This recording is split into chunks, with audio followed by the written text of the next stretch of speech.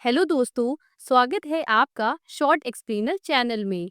आज हम एक्सप्लेन करने वाले हैं द डिप्लोमैट मूवी को, जो होली के अवसर पर सिनेमास में रिलीज हुई है।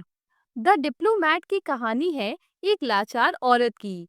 वो औरत जो पाकिस्तान में शादी करके फंस गई है और अब उसे इस कदर प्रताड़ित किया जा रहा है कि वो इन सब से छुटकारा पाने भारत आ गई है। अब भारतीय एजेंसी का एक डिप्लोमैट ऑफिसर कैसे उस औरत को बचाएगा, कैसे उसे इंसाफ दिलाएगा, यही हम इस वीडियो में देखेंगे।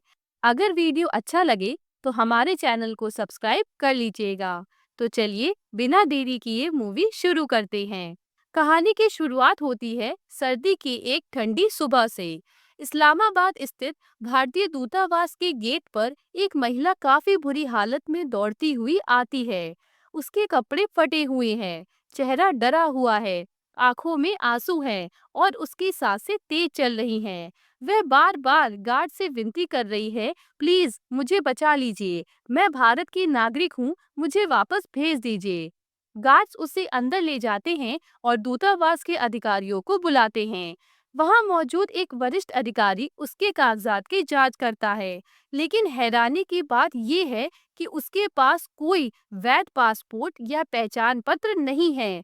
एक भारतीय नागरिक के पास भारत आने या भारत से बाहर जाने के लिए पासपोर्ट और वीजा होना चाहिए, लेकिन इस महिला के पास वो दोनों ही चीज नहीं थी। इसलिए गार्ड्स को इन पर ज्यादा भरोसा भी नहीं हो रहा था।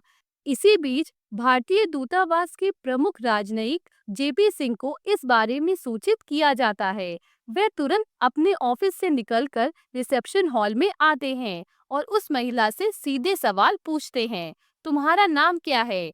महिला रोते हुए जवाब देती है, उजमा अहमद। अब उजमा जेपी को बताती है कि मुझे धोखे से पाकिस्तान लाया गया, जिसके बाद मेरी जबरन शादी करवाई गई और अब मैं वहां से भागकर आई हूँ। सिंह उसकी बातों को ध्यान से सुनते हैं। उनकी आंखों में संदेह भी है और सहानुभूति भी। इसके बाद सिंह उससे पूछते हैं कि अगर तुम भारत की नागरिक हो तो तुम्हारे पास पासपोर्ट और वीजा क्यों नहीं है? उजमा जवाब देती है, उन्होंने मुझसे सब कुछ छीन लिया था। उजमा की रोती हुई आंखों में सच साफ नजर आ रहा था, लेकिन जेपी सिंह केवल इमोशनल होकर कोई फैसला नहीं ले सकते हैं। अब मामला और भी गंभीर हो गया था। सिंह अपने कुछ अधिकारियों को आदेश देते हैं कि वे उजमा के बारे में पूरी जानकारी इकट्ठा करें। वो कहाँ से आई, उसका पति कौन है और उसका घर कहाँ है। उजमा की हालत देखते हुए उसे दूतावास में ही एक सुरक्षित जगह पर रखा जाता है, क्योंकि अब यह स्पष्ट हो चुका था कि यह केवल एक घरेलू हिंसा का मामला नहीं, बल्कि एक कूटनीतिक संकट बनने जा रहा था। जैसे जैसे जांच आगे बढ़ती है, सिंह को समझ आता है कि यह मामला केवल एक पीड़िता को न्याय दिलाने तक सीमित नहीं है, बल्कि यह एक अंतर्राष्ट्रीय स्तर की साजिश भी हो सकती है। सीन बदलने के साथ हम उजमा को देखते हैं, जो सिंह को बताती है कि पाकिस्तान में उसकी शादी एक व्यक्ति ताहिर अली से करवाई गई थी, लेकिन यह शादी जबरन थी। ताहिर और उसके परिवार ने उसके साथ दुर्व्यवहार किया, उसे मानसिक और शारीरिक रूप से प्रताड़ित किया। उन्होंने कहा कि अगर मैंने भागने की कोशिश की तो वे मुझे मार डालेंगे। अब भारतीय दूतावास की पूरी टीम इस मामले को गंभीरता से लेने लगती है, लेकिन दिक्कत यह थी कि पाकिस्तान सरकार और वहां की मीडिया इस मामले को दूसरी नजर से देख रही थी।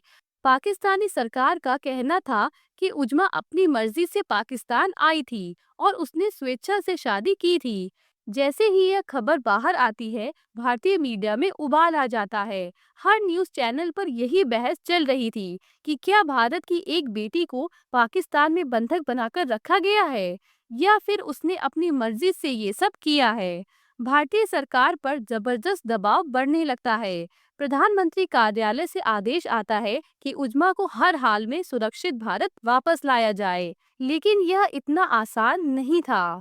पाकिस्तान सरकार ने घोषणा कर दी थी कि उजमा की शादी कानूनी रूप से हो चुकी है और वह अब एक पाकिस्तानी नागरिक है, इसलिए उसे भारत भेजने का कोई सवाल ही नहीं उठता। भारत पाकिस्तान की बातों को झुटला भी नहीं सकता था, क्योंकि शादी के बाद उजमा एक पाकिस्तानी नागरिक बन चुकी थी। लेकिन अगर ये शादी जबरदस्ती कराई गई है तो भारत इसे हरगिज नहीं मानेगा। सिंह अब पूरी तरह से इस मिशन में लग जाते हैं। वह पाकिस्तानी अधिकारियों से कई बैठकें करते हैं ताकि उजमा को सही न्याय दिलाया जा सके, लेकिन हर जगह उन्हें केवल बहाने ही मिलते हैं। इसी बीच उजमा के पति ताहिर ने पाकिस्तानी अदालत में एक याचिका दायर कर दी कि उसकी पत्नी को जबरदस्ती भारतीय दूतावास में रोका जा रहा है। कोर्ट में केस होने के कारण अब यह मामला सिर्फ दो देशों की राजनीति तक सीमित नहीं रहा, बल्कि कानूनी लड़ाई में भी बदल चुका था। सिंह को समझ में आता है कि अगर इस मामले को सिर्फ कोर्ट में लड़ा गया तो यह सालों तक खिंच सकता है, इसलिए वह गुप्त कूटनीतिक कदम उठाते हैं। वह अंतर्राष्ट्रीय मानवाधिकार संगठनों से संपर्क करते हैं और उजमा के मामले को मानव तस्करी और जबरन शादी का मुद्दा बनाकर पेश करते हैं। वे संयुक्त राष्ट्र और अन्य अंतर्राष्ट्रीय संगठनों को इस मामले में हस्तक्षेप करने के लिए प्रेरित करते हैं और साथ ही भारतीय मीडिया और जनता का समर्थन बढ़ाते हैं ताकि सरकार पर और अधिक दबाव बनाया जा सके। इसी बीच सिंह को एक बड़ा रहस्य पता चलता है। जांच के दौरान सिंह देखते हैं कि उजमा का मामला सिर्फ एक व्यक्तिगत त्रासदी नहीं है, इसके पीछे पाकिस्तान की खुफिया एजेंसी आईएसआई का हाथ है। आईएसआई इसे एक बड़े प्रोपेगेंडा अभियान के रूप में इस्तेमाल कर रही थी ताकि भारत की छवि खराब हो और यह दिखाया जा सके कि भारत की औरतें खुद पाकिस्तान में शादी करके रहना चाहती हैं। अब सिंह को यह मामला केवल कानूनी लड़ाई नहीं लग रहा था, यह भारत की प्रतिष्ठा और एक महिला की आजादी का सवाल बन चुका था। आखिर में सिंह अपनी पूरी रणनीति के साथ आगे बढ़ते हैं। भारत सरकार पाकिस्तान पर राजनयिक दबाव बनाती है, जिससे पाकिस्तानी सरकार पर जबरदस्त दबाव पड़ता है कि वह उजमा को सुरक्षित भारत जाने दे। पाकिस्तान के अधिकारी इस मामले को अब सीरियसली लेते हैं क्योंकि बहाना मारने से अब काम नहीं चलने वाला था।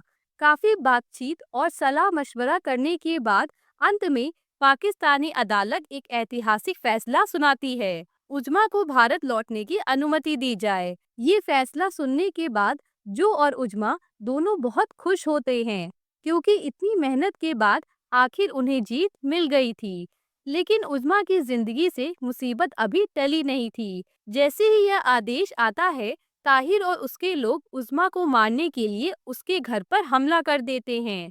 सिंह और उनकी टीम समय रहते वहां पहुंचती है और उसे बचाने के लिए गोलीबारी तक हो जाती है। आखिरकार सिंह उजमा को सुरक्षित भारतीय सीमा तक पहुंचाने में सफल हो जाता है और उजमा के केस को सुलझाने के साथ साथ अपने डिप्लोमैट होने का फर्ज पूरा करता है। जैसे ही उजमा भारत की जमीन पर कदम रखती है, उसकी आंखों से आंसू छलक पड़ते हैं और वो कहती है, अब मैं आजाद हूँ। फिल्म का अंत एक गहरी सीख के साथ होता है। एक राजनयिक कभी बंदूक नहीं उठाता, लेकिन उसकी कलम और उसकी रणनीति लाखों जिंदगियों को बचा सकती है। सिंह की इस जीत ने यह साबित कर दिया कि कूटनीति सिर्फ राजनीति नहीं, बल्कि इंसानियत की सबसे बड़ी ताकत है।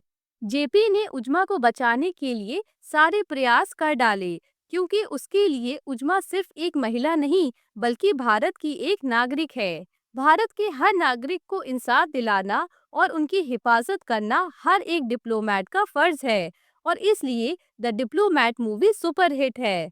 दोस्तों, अगर वीडियो अच्छा लगा हो तो हमारे चैनल को सब्सक्राइब कर लीजिएगा और हाँ, हमारे चैनल पर होली में रिलीज हुई एक और सुपरहिट मूवी बी हैप्पी का एक्सप्लेनेशन आने वाला है, तो उसे मिस बिल्कुल मत कीजिएगा। हम मिलते हैं आपसे अपनी अगली वीडियो में, तब तक के लिए अलविदा।